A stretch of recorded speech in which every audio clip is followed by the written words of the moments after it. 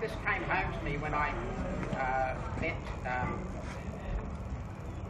Dudley Clark's son David at an earlier boarders reunion, and I felt very deeply what Dudley must have been through, because this young man David was so Aussie, so much like you folks. I did say to him, why did you not continue at school at Hutchins? He said, well, there wasn't enough room for the two of us, so I had to come over here to board it for this. But having said all of that, I will be forever grateful for the contribution that the people from Hobart, and the people from Britain, and the people from South Gippsland made to my upbringing. I wouldn't take a thing back. And I'll now hand over to, I don't know who's going first, is it Peter or David? David's the elder. David's the elder. With those words, thank you very much. Much appreciated. I'm not sure that we would like to take responsibility for Rob, being what he is, but nonetheless, thank you. I did prepare a few words to say today, as I was warned this was going to happen. I will try not to evoke those memories that one has of the British history when Disraeli described Gladstone as being intoxicated with the exuberance of his own verbosity. Boarders, I think, possibly could relate to that. As we used to have our boarding house reunions or functions at the end of each year prior to speech night, and that was a challenge in itself. In fact, the whole of life, teaching Peninsula and teaching period, has been a challenge which I thoroughly enjoyed and wouldn't have wanted any other way. My memory certainly has suffered a few of the ravages of the time, so as always I'm not entirely accurate, and as always I certainly oughtn't to be believed. I recall our very first Peninsula School board staff gathering at the Newton's place in Overport Road prior to the start of the school in 1961. This is January. The then board of the Peninsula School invited the staff for an evening's convivial, social entertainment and welcome. And we were well welcomed, we were well entertained, and we were certainly well drunk. Fortunately, I lived with Meg and Bob just up the road in Humphreys Road from Overport Road, and that was a safe place to be. Doug Stainer, who many of you recall dear Doug, actually had come down from Warwickville, the wilds of Warwickville and Fleet, to teach, and he lived in Mornington. After the John Newton function, he ended up either in Balnarring or Flinders. I can't remember which it was. But we never let him forget that. And Doug wasn't particularly happy about that. We had a similar meeting a short while after that down at the Gibbs place in Bramana. What was it called? Somerset Farm or Devon Farm? Something like that. And that was a very convivial and congenial evening also, as always. And at the end of the meal, we were offered the usual libation. For them, the usual libation. For me, a totally new experience, being a humble little green Tasmanian, of brandy in a balloon. And now, this looked very attractive, inviting to me, and of course, I proceeded to just wash it down. I had no idea of the potency of such a drink. And fortunately, I was with Meg and Bob, and they were able to get me home in one piece to Humphreys Road. That was a nice beginning of my experience with the board of management. Following that, it wasn't long after that, my first few weeks at the school, we had a young chap who was refusing to come to school. And Dudley thought, you remember Dudley, Dudley thought the best way to handle this was for me to go down and collect it. So I went down to Morley to collect this young man, and Dudley was pretty good at that. And Mum and Dad were pleased to see me, and I said I'd come to collect X, and who well might it be? And I'll leave it for you to guess. But he come out and immediately disappeared under the house.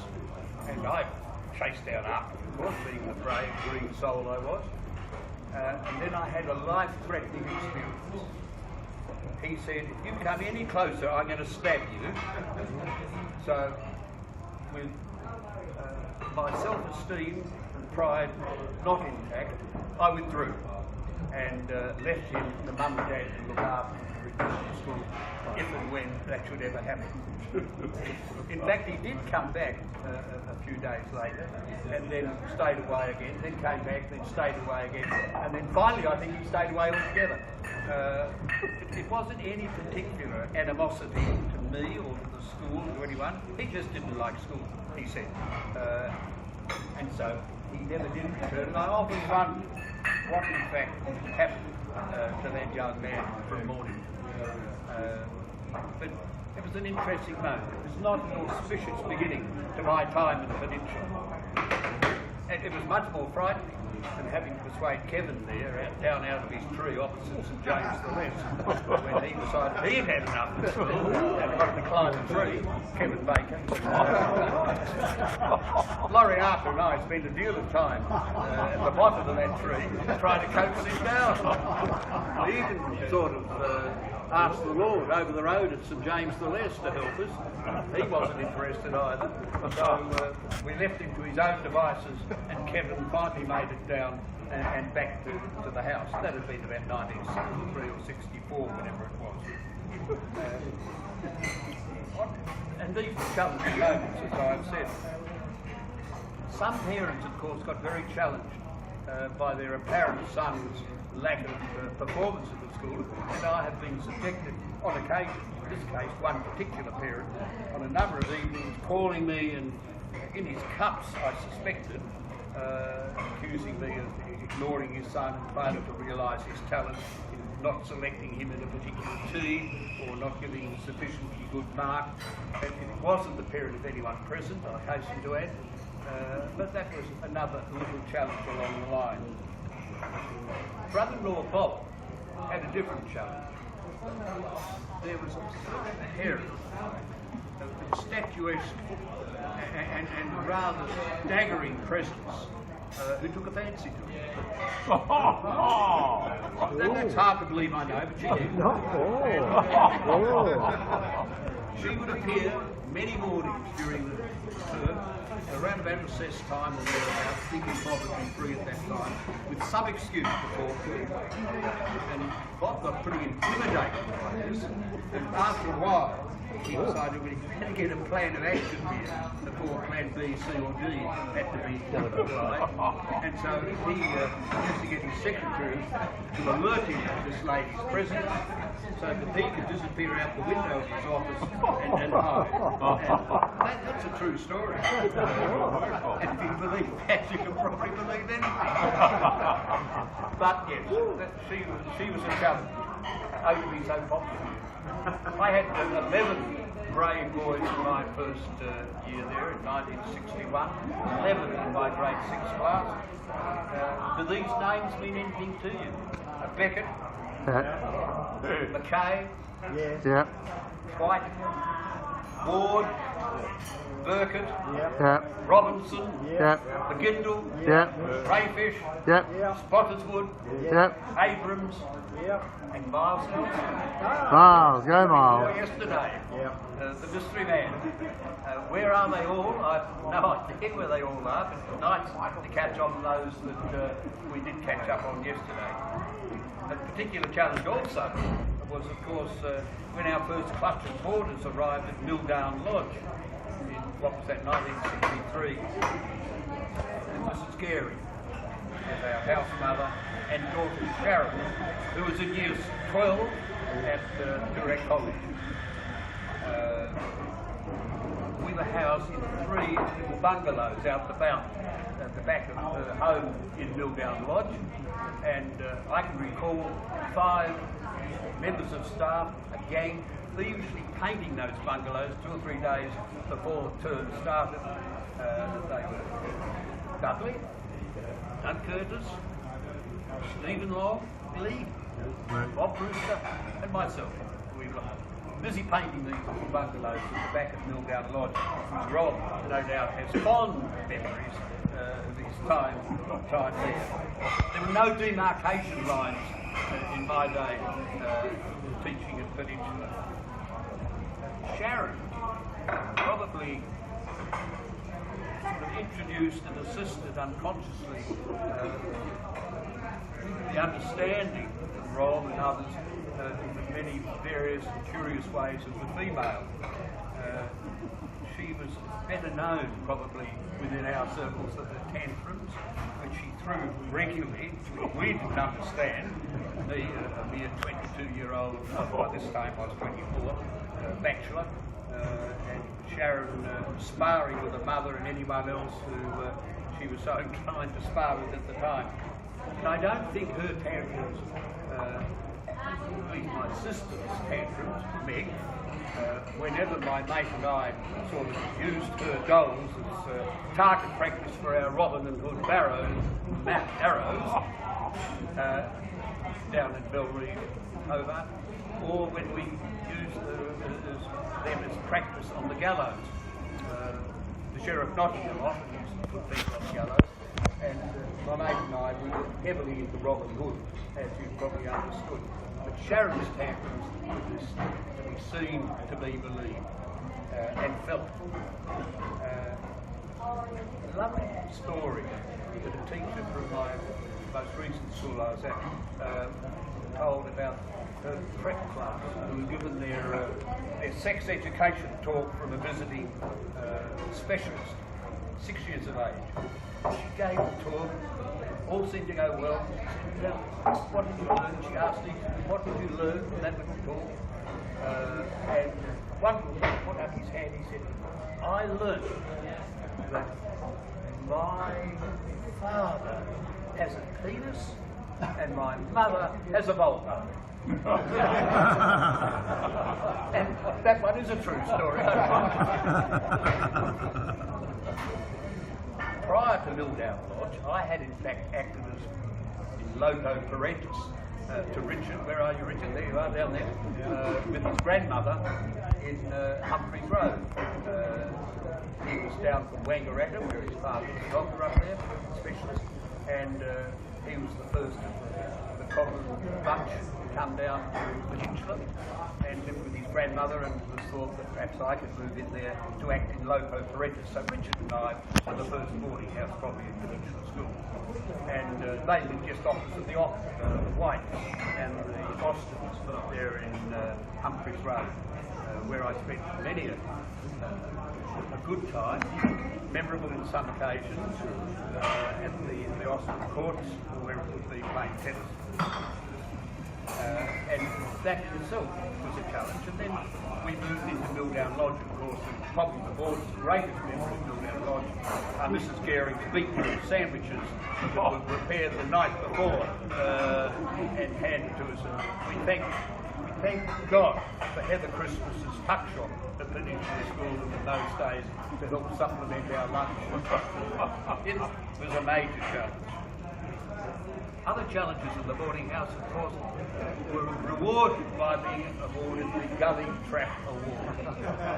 And now, for the uninitiated, the Gully Trap Award went to the untidiest boy in the house at that time. And I wonder if these names mean anything to you. Bessel,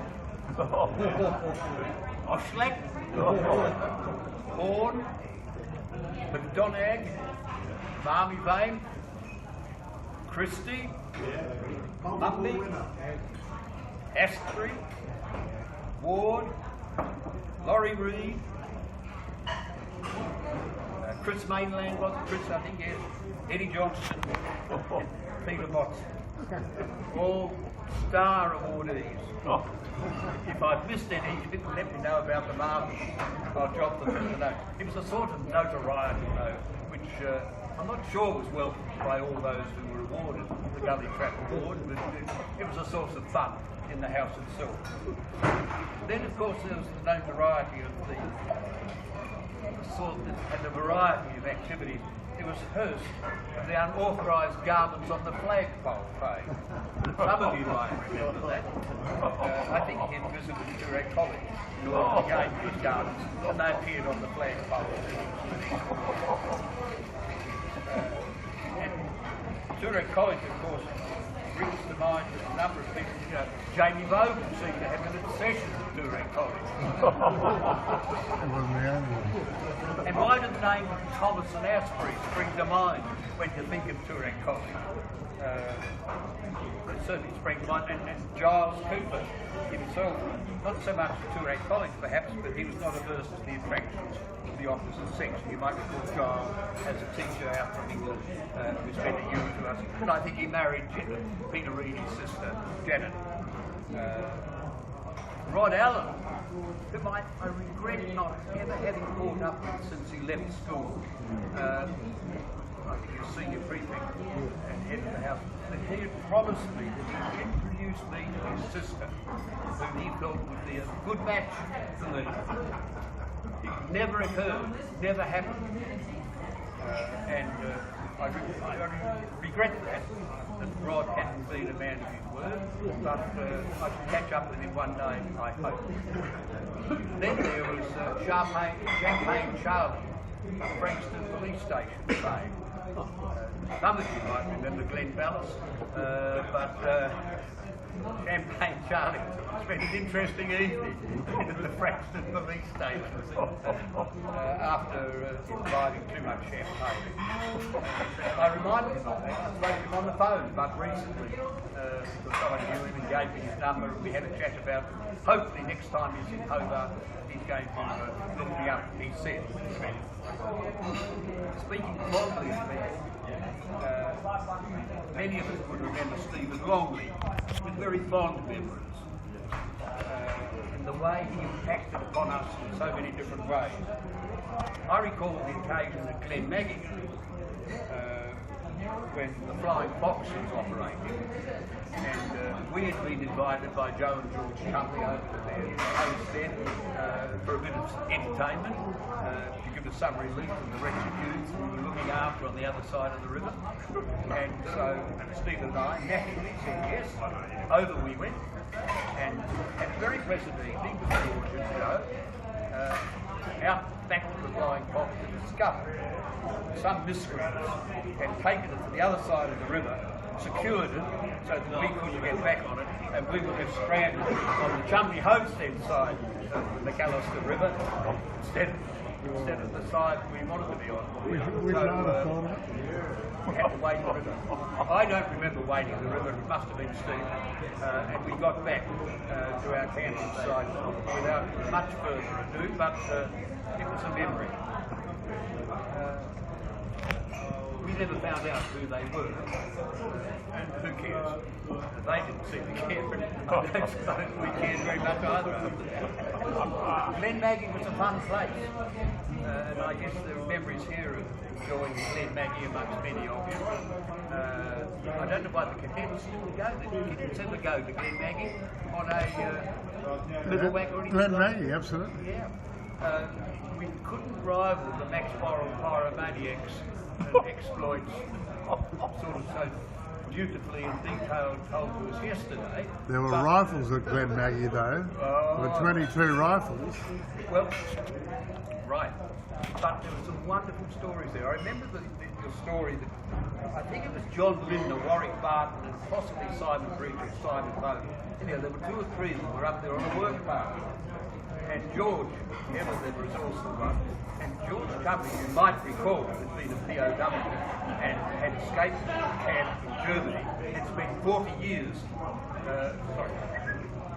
weeks on the run in Germany. And so he'd learned the whole area of self-preservation very well. So he challenged these blokes to go to old man Jones' property alongside his property, and I think he'd been having a feud with old Mr. Gill for some time, and challenged them to collect 3 chickens from the chook house in old man Gill's property. He drew a map for them in detail, showing where all the old machinery was lying, what things they had to avoid, where they had to go, and challenged them to go and bring back 3 chickens.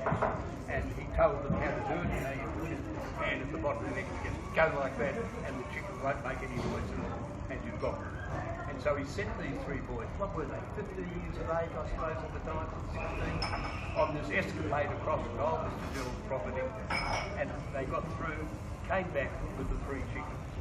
I often think that Warwick and John Linder, Warwick Barton and John Linder, probably ought to get together sometime and try and record some of the more outrageous stories and adventurous stories and fun stories of times at Glen Maggie. You recall Stephen went to America and taught there and became head of a school there, I think, John Kennedy School, Brett School. And then he died, and his wife Anne became headmistress of a school in America, and then was invited back to become headmistress of Rodine in England. Now, if you understand the English system, Rodine was the girls' equivalent of Eton in England, and as Mrs. Longley became headmistress of Rodine and was headmistress there for some 15, 20 years, I think. And we keep in touch with Anne over Christmas cards. We visited her in England, and she visited us in Hobart when she's over here. And Stephen has a son in Perth.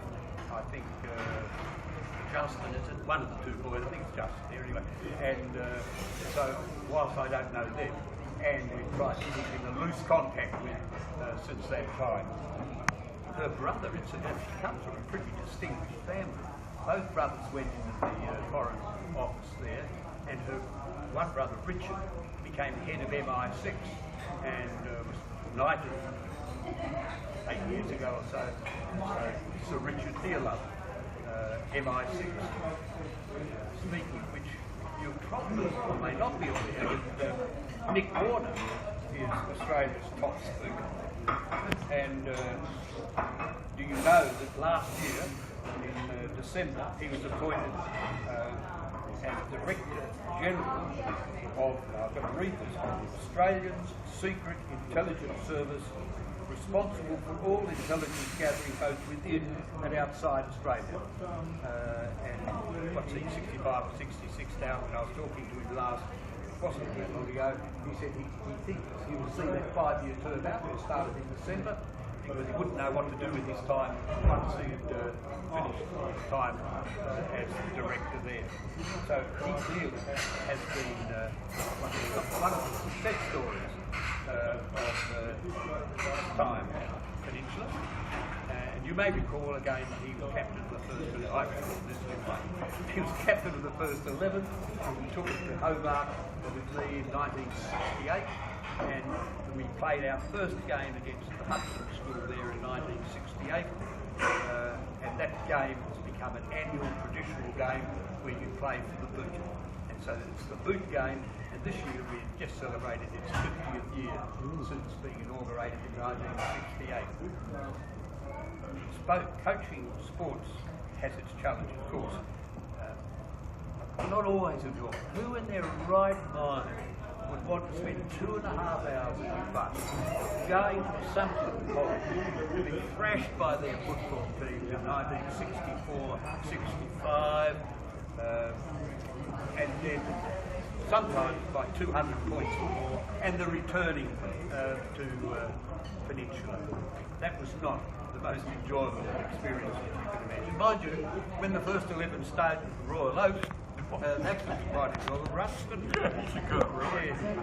Yes, we used to stay overnight at the Royal Oak, first late Friday afternoon and all day Saturday, and my privilege to sort of be with them, supposedly in charge. As a coach, trying to persuade James Crane to take seriously a game of footy against a Trinity underage team. And I remember this one quite distinctly. It was an absolute nightmare. He insisted he could be best done by sitting down when he was pumped to have a little rest. Now, as he played the key position, this somewhat impacted upon the team performance. And so we had our words. When so minded, there was no one who could be quite so bolshy as James. I can't think of anyone with whom I had more difficult moments as that one than James. But when on song, so to speak, he could be very good, and he was. He was in fact a very talented athlete. One of the first sports that came to prominence in the Peninsula, I suppose, and consistently did well was in the cross-country field. And although the swimming fraternity under Spinner, McGarvin would perhaps disagree with that, we had some claiming that they would have some claim to this honour. And even in the early years, the Jim Larbies, the Ian Whites, the Richard Ledgers, the Rod Brennans, the Bill Grants were all good swimmers and did rather well in inter-school performance. Ildo, or Andrew Sewell, or Ian Metherell would certainly tell us more about our cross-country prowess, and perhaps Tony Turnbull's influence there had much to do with his success.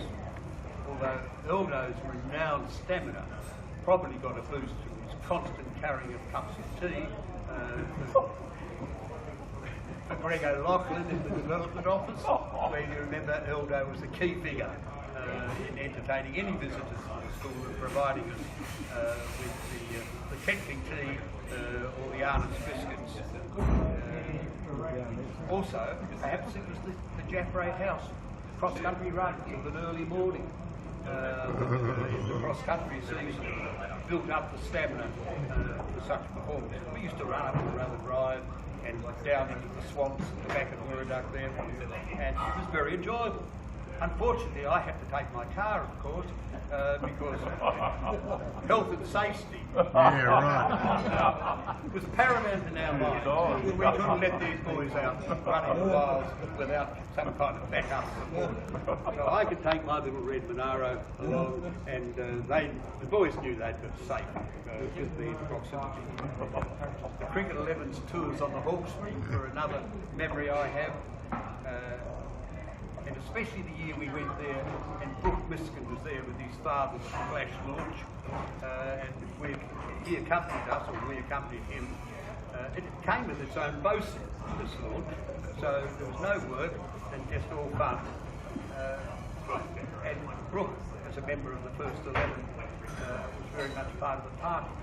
Now, how Brooke got into the 11 perhaps is a story in itself. Even in his most immodest moments, he would not claim to have been sort of a key cricketing man. But we had in our side at that time, left arm spinner who had a vicious wrong, David Rutledge, but he was somewhat wayward in line and length. And we needed an intimidating figure poised at silly point in order to pick up the odd catch that might come his way. Now that bloke obviously needed to be big, ugly, brave, and we could think of no one better than Brooke Miskin. So Brooke gained selection in the first 11 to field at silly point to the Ruts spinners, and that was proven. I don't know how successful it was. We felt good about it. Totally. And so The nights at the pub. Royal Oak. We won't talk about the Royal Oak. That's off limits. Look, I really enjoyed mine. 12 years at Peninsula. I had a year off in the middle of it. 12 years at Peninsula. I learned to ski with the boners. I learned to play tennis a little bit better than I had previously on the Sewell's court, the Bowden's court, the McKillop's courts, the Foster's courts. We made a lot of wonderful social tennis. I enjoyed wonderful social time then. And even if I did break my leg on my first visit up to Mount Buller in 1962, the boat was kindly invited me up there. My tennis did improve immeasurably. And even if I did get knocked unconscious in my first game for Mornington, at the Mornington Oval in 1962, 61, sorry, I ran into Rick Everest, who I think was coach of Hastings at the time, former Melbourne player, and he was good like Ron Barassi. He lined me up and flattened me. The really scary thing though was waking up in the changing room when I first awoke, looking into the eyes of Dudley, who was looking down at me, wondering if I was still alive or conscious. I certainly wasn't conscious, but I was alive. That is scary. And then in the fifth game, I dislocated my shoulder. That became recurrent, and I was out then under the preliminary line, I think, in which I played a miserable game, and that was my last game of football. Apart from turning out for Mountain Lions occasionally when they were short, I've been rung at short notice and asked would I come and fill out the numbers when Mountain Lions first started out as a footy team in the mid to late 60s. I remember Ian McWilliams was a member of that team. So I failed to find a wife, and that was very good, for it meant that I was free to chase and win Trish. When I returned to Hobart in 1973, she, poor girl, was desperate. She had just been turned out of her digs. She had nowhere to go. I was around, and I was chasing hard, and she succumbed and said yes. And we've been together now for 45 years.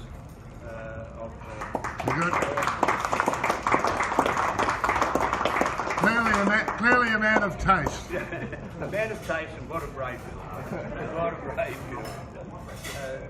So I'm really grateful to have the opportunity to gather again here today. Thank you to Rob. Thank you to Rob Williams and others who've been so supportive. The occasion today, and to Rob Arthur, who helped organise it all, so that I've been able to relive a few memories with a few of you. And hopefully, being the optimist I am, let's meet again in 10 years' time. Yeah. Not in public. Well, firstly, my wife Trish apologises for not being here. She said we've been married for 56 years. I'm sick of you. Go and have a great weekend with the Peninsula people. So thank you for that. Thank you for coming. Now I do especially thank the younger sister Cheryl, who's here with her husband.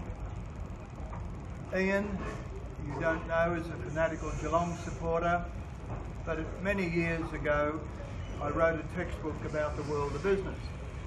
And Ian, then being National Secretary of the Australian Workers' Union, gave me a lot of help in understanding the union movement, and he's here with his wife Judy, who has been a A-grade tennis player in her life.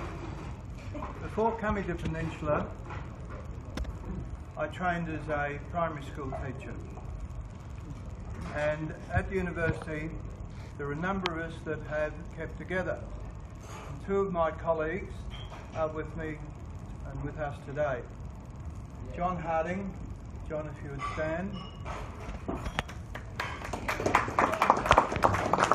John had an outstanding career as a secondary school principal with the Education Department. Facing him is Bruce Lyons. Bruce, would you stand? Bruce and I went through, John and I, through university together. Bruce spent over 30 years at Haileybury College and has an outstanding teaching record, but Bruce also has another distinction which Neil Chappell and I and he share. So before we started university, in our final year of secondary school, Neil Chappell was school captain of Frankston High School, Bruce was school captain of Mordialloc High School, and I was school captain of Dandenong High School. So that meant that we had a lot in common. Why did I come to Peninsula in 1964? As Granny said in the introduction, Dumbalk is a small country area, and Trish and I were married and we went to Dumbalk. She taught at Leongatha State School and I taught at Dumbalk East. You might say, where or what is Dumbalk East? As Bruce and John will attest, one of the best ways to see yourself as a teacher was to teach in a bush school with 30 to 35 students, aged 5 to 13, in 7 different grades, and you had to teach them all at once. And that was an excellent grounding. Coming to an interview with one Dudley Clark, Dudley said, if you come to this school, you'll never have to go to another school the rest of your teaching career.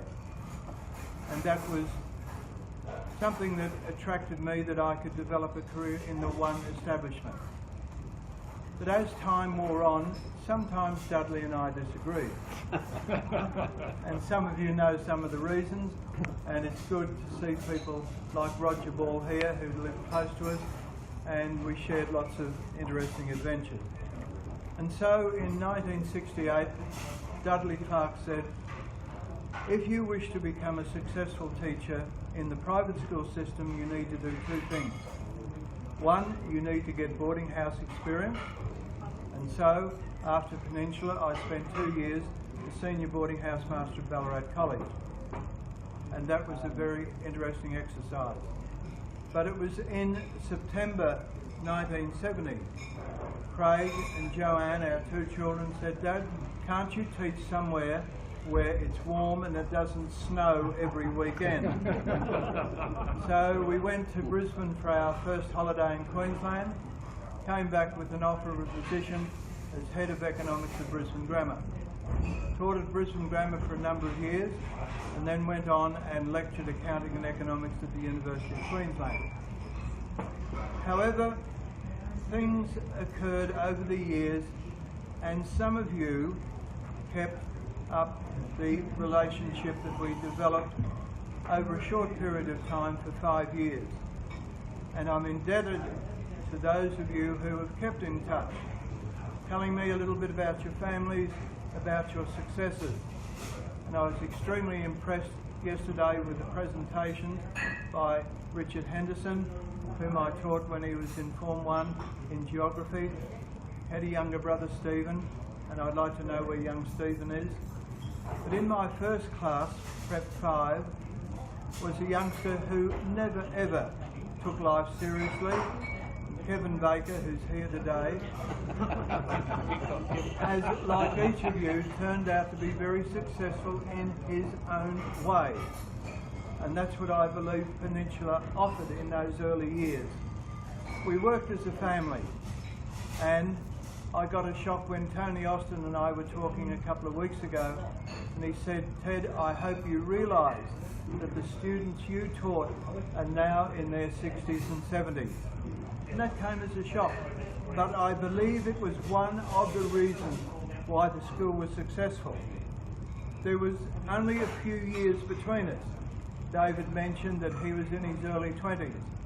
And I came to Peninsula as a 24-year-old young man with a wife and a 3-month-old baby son. And there wasn't a lot of difference between us. David is renowned for his sport and interest in the boarding house. Roger Ball, sitting on my left, a great teacher of English and a lover of history. Bob Brewster handled the junior school. And when David and Bob started in 1961, there were 88 of you. When I came in 64, it had grown to 200. And what was there? There was the junior school, there was a couple of science blocks with one Douglas Stainer in charge. And I know you were afraid of Doug Stainer, but half of us on the staff were rather cautious. We thought he was a spy. He was. But the problem was, Max, that we didn't know which eye was looking at us. As you recall. That was the same problem we had. And the 1960s saw the growth of the school. And it was the Peninsula School, not Peninsula Grammar. And the Peninsula School, in that period, had a science block built, had a boarding house built, It had the gymnasium constructed. It had a secondary block built. And that is what got the school well and truly underway. In conclusion, what do I remember about you fellows? The thing that I do remember was there was a close affinity between us, and it might surprise you that one of the pleasures I had with my Prep 5 and removed teaching geography was beating some of you in a game of marbles out in the playground. And you might say, what a strange thing to say. But it was so important because one had to justify I was the teacher and better than you guys. Unfortunately, young Baker had a red eye. The killer. He was a number one. Particularly he had a tombola. Oh. You know what I'm talking about. The other great memory, apart from sport, and I hated you guys getting thumped by Assumption and by Marsland College. So whenever we played at home and the ground was wet and muddy, I said, kids, kick the ball out of bounds as often as you can and we won't let them get the ball. And you did it. And that was great. But perhaps my other memory is people like Roddy McKillop, who was in the first cricket team in Peninsula that beat a school and won outright. And Roddy will remember that. And we beat Mentone Grammar outright. 2 innings, we dismissed them. We only batted once on a Saturday morning in 3 hours. Brilliant. Who was in that team? Roddy was the wicket keeper. There was Anthony Blackford, Graham Brent, he's here somewhere today. Behind me. Graham was picked in the team not for his batting or bowling prowess, but he was a great cover fieldsman and took many catches. Stephen Brenner was one of our spinners. Chris Tenniswood, where is Pug? Chris Tenniswood, you know, was one of our opening bowlers, along with Anthony Blackford. Greg Waits was a spinner. Adrian Wagg was in the team. Sometimes he'd get 20, sometimes he'd forget to put the 2 in front of it. And you never knew how he would bat. Nick Warner was also in the team. John Dalton was in the team. So that was it. Pardon? Oh, sorry. But the other great memory of Peninsula was that I didn't believe as teachers we should teach you in the classroom all the time. And so many of you would come off with Trish and myself and we go on 3-week camping safaris. And one memorable trip, we went from Melbourne up the coast through Brisbane, Rockhampton, Coalfields, climbed a water tower at Longreach, you can't do that today, onto Mount Isa, down Mount Isa mines, 1,000 metres underground, you can't do that today, and then across the plains on Northern Territory. And one memory was 3 of you, Ross Johnson, John Tatterson, Lloyd Warland, believed that one way of catching the flying foxes and the bats at night was to shine the torch up there, stun them, and they would fall into a saucepan. They didn't catch many. And then we would go up to Darwin, sleep on the outskirts of the Darwin airport, and then we would go across to the Ord River scheme, Kununurra, and work our way through the top end, come to Broome, and Broome, fascinating place, down the west coast, and then into Perth, and then across to Nullarbor. And that was a long trip. But we would also, on the way, meet Aboriginal people in their tribal situation. And that was a great learning experience. We'd eventually get back to Melbourne after stopping at Whyalla because there were shipyards there at that time. And then on through the Barossa Valley. And there were 2 of you in that trip. I remember distinctly, and I said, we're going to go to a winery because Robert Vigers, whom some of you might remember, his family had vineyards. And so I said, yes, I know you're not allowed to do it, but I will let you sample the wines against school rules. The school rules are meant to be bent. So that was fine. But 2 of you, and I shan't name you, Come on, who were they? thought that drinking wine was like lemonade. So we would have to stop the coach a little while, and then a couple of you would have to have a technically yawn, and then resume the trip. And then back to Melbourne. So that was my fondest memory of the Peninsula, but David talked about football. David and I often disagree, because I believe that you could not only coach the Peninsula teams in cricket and football, but you could play outside. And unbeknownst to many of you, I was the first coach of an under-15 team, Mount Isa Football Club. We won 2 consecutive premierships in 1965-66. Did you know who was the coach? But it was interesting. Some games we would struggle to win. Sometimes got beaten. But the next game we'd win by 15 or 20 goals, because every alternate Saturday we'd finish our Peninsula games and half the team would come across and play with Mount Isa. And then cricket, David and I played together in the Mount Isa Cricket Club. And David and I were playing together 1966-67, and I happened to be captain of the team at the time. David was our frontline bowler, but he was ably supported by Tony Austin, another great cricketer. So I do have those memories. Today is somebody's birthday, and it would be unwise of me not to issue and give a birthday present. David? Happy birthday. Now, one of you thought today was so important that he would put his legal practice on hold and come to this event and yesterday's event. But his legal practice is in London. And I admire and respect the fact that Jamie Bogle, one of my bright-eyed youngsters, and I better not tell you any stories about him, but has come here, and Jamie, as memory of your visit, please accept this little present. Thank you. Jamie Bogle.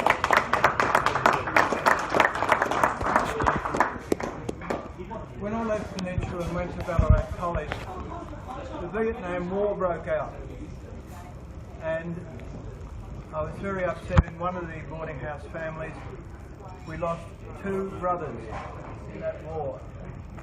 One of you, and there might be others of you, also went to Vietnam and has made himself very proud, made us very proud of him.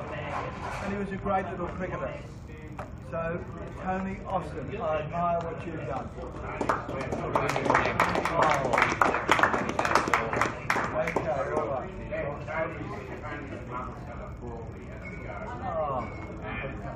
I think it's time to wrap up the speeches. It wouldn't be appropriate. We do have a cake, so we could all light the candles and sing happy birthday. And I'd like to say to you guys, the education never stops coming. I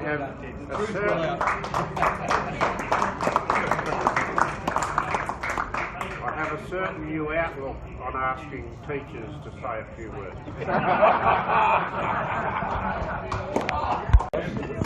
I was doing the rounds, the security rounds, which meant that I had to, Peter Lynn and I had to go around each building and make sure the windows were shut, locked, and the doors were locked and everything else.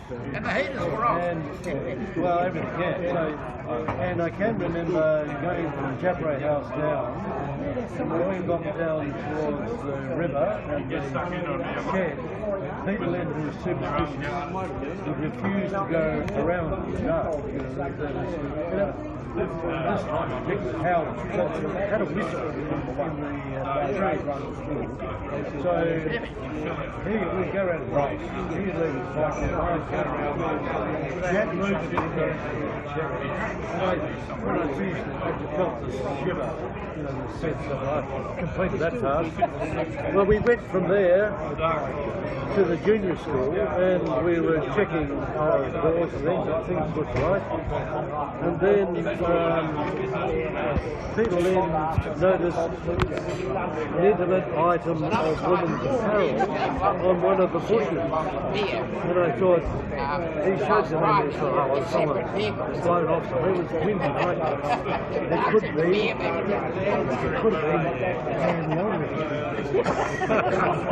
so, anyway, and the lights in the boarding house are on, and people were starting it. Anyway, literally around 10 and then we noticed more. We had torches. And we looked up at the flagpole, and there was a flower flying in the breeze. And I thought, I still thought someone had raided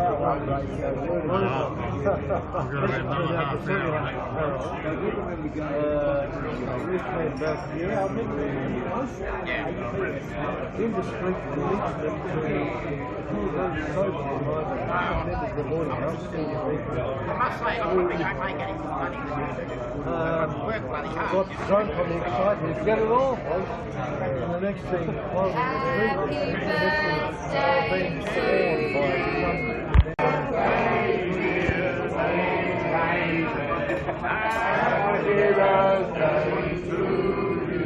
Hip hip! Hooray! Hip hip! Hooray! Hip hip! Hooray!